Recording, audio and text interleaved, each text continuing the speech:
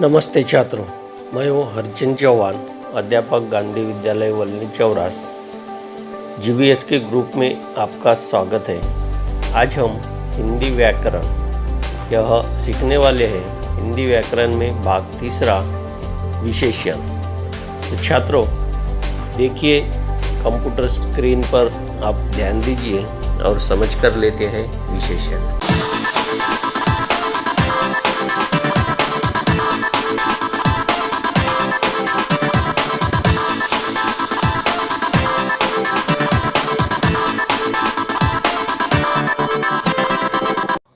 तो आज सीखने वाले हैं हम हिंदी व्याकरण विशेषण। देखते हैं विशेषण किसे कहते हैं। विशेषण की परिभाषा: संज्ञा या सर्वनाम की विशेषता बताने वाले शब्दों को विशेषण कहते हैं। संज्ञा यानी किसी भी वस्तु, व्यक्ति या प्राणी का नाम, या सर्वनाम उन संज्ञा के नाम के बदले में जिस शब्द का प्रयोग होता है उसे सर्वनाम कहते हैं। यह हमने इसके पहले के वीडियो में पढ़े हैं। तो अब संज्ञा या सर्वनाम की विशेषता बताने वाले शब्दों को विशेषण कहते हैं। तो विशेषण के भेद प्रकार: विशेषण के 4 प्रकार होते हैं। पहला है गुणवाचक विशेषण, दूसरा है संख्यावाचक विशेषण, तीसरा है परिमाणवाचक विशेषण और चौथा है सार्वनामिक विशेषण। अब देखते हैं विशेषण के इन चारों प्रकारों को हम एक एक से समझकर लेते हैं। पहला है गुणवाचक विशेषण। गुणवाचक विशेषण किसे कहते हैं? जिस विशेषण से संज्ञा या सर्वनाम के गुण का बोध हो उसे गुणवाचक विशेषण कहते हैं। जैसे गंगा पवित्र नदी है, दूसरा है एक खुशबूदार फूल है, तीसरा है यह आज की ताज़ा खबर है, चौथा है वे ईमानदार है। इन चारों वाक्यों में गंगा नदी कैसी है? पवित्र है। ये खुशबूदार फूल है, फूल कैसा है? खुशबूदार है। यह आज की ताज़ा खबर है, आज की खबर कैसी है? ताज़ा है। वे ईमानदार है। इन चारों वाक्यों में गंगा नदी, फूल और खबर ये क्या है? ये संज्ञा है।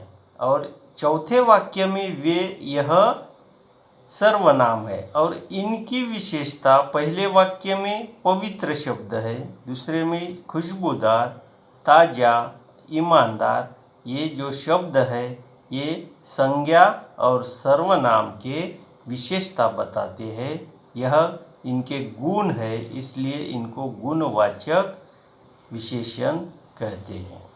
दूसरा प्रकार है संख्यावाचक विशेषण।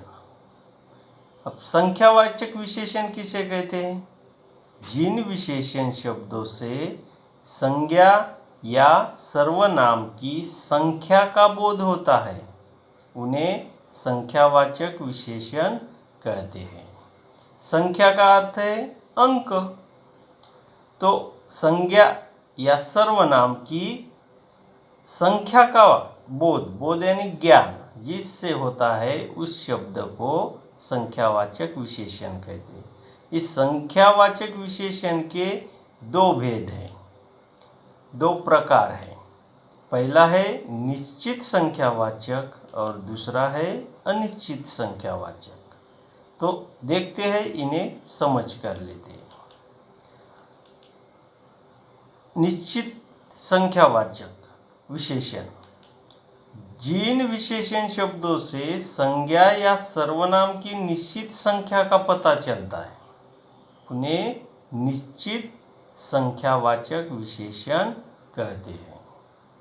जैसे पुस्तक का मूल्य 40 रुपये है, उसकी 5 उंगलियां घी में है।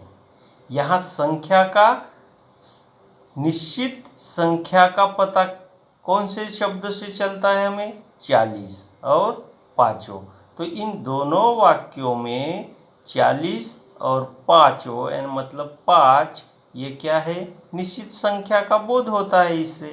तो इन्हें ये दो शब्द जो है वह है निश्चित संख्यावाचक विशेषण। दूसरा प्रकार है अनिश्चित संख्यावाचक विशेषण।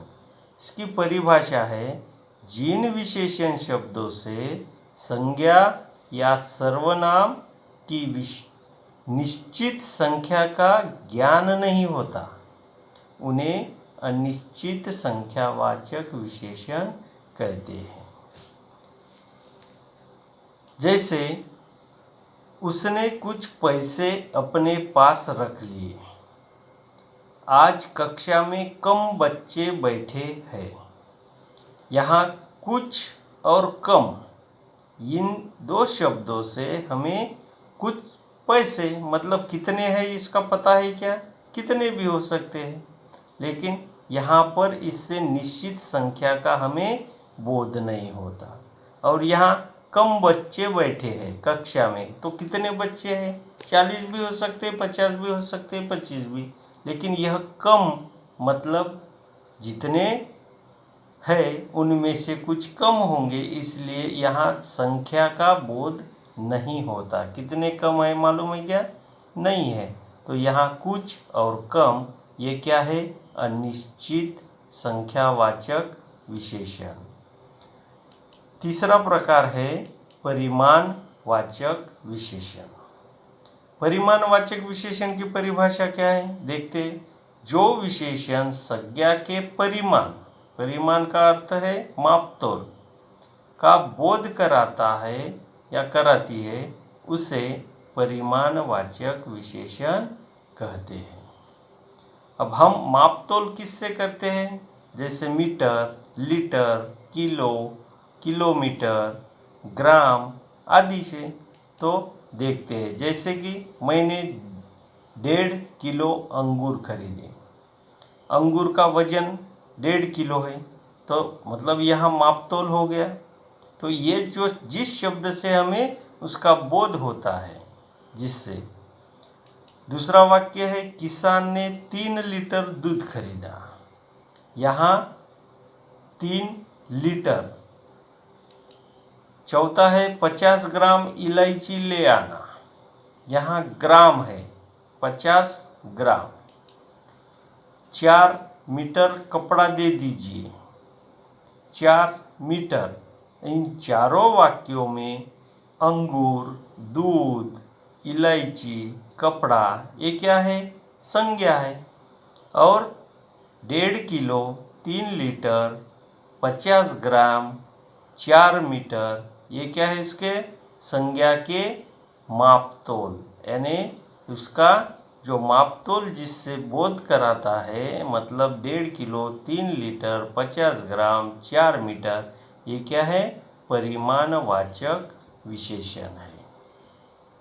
आखिरी का चौथा प्रकार है सार्वनामिक विशेषण। सार्वनामिक विशेषण की परिभाषा देखते हैं। जो सर्वनाम किसी संज्ञा के पहले आकर उसकी विशेषता का बोध कराता है, उसे सार्वनामिक विशेषण कहते हैं। जो सर्वनाम शब्द संज्ञा के पहले आकर उसकी विशेषता का बोध यानी ज्ञान कराता है, उसे सार्वनामिक विशेषण कहते हैं। जैसे यह लड़का चतुर है। इस आदमी का नाम जगन है। वह औरत बड़ी दयालु है। कितने सुंदर है वे तारे। अब परिभाषा क्या है? संज्ञा के पहले सर्वनाम आकर उसकी विशेषता का बोध कराता है। यहाँ संज्ञा क्या है? लड़का पहले वाक्य में, दूसरे में आदमी, तीसरे में औरत और चौथे में तारे। ये क्या है? चारों शब्द चारों वाक्यों में सर्वनाम यानी संज्ञा है। तो संज्ञा के पहले यह मतलब यह क्या है, सर्वनाम है। इस, वह, वे ये आदि शब्द सर्वनाम है, लेकिन संज्ञा के पहले आए हैं, इसलिए ये संज्ञा के पहले आकर विशेषता का बोध कराते हैं। इसलिए इन्हें यह, इस, वह, वे ये जो शब्द है ये सार्वनामिक विशेषण कहलाते हैं या कहते हैं।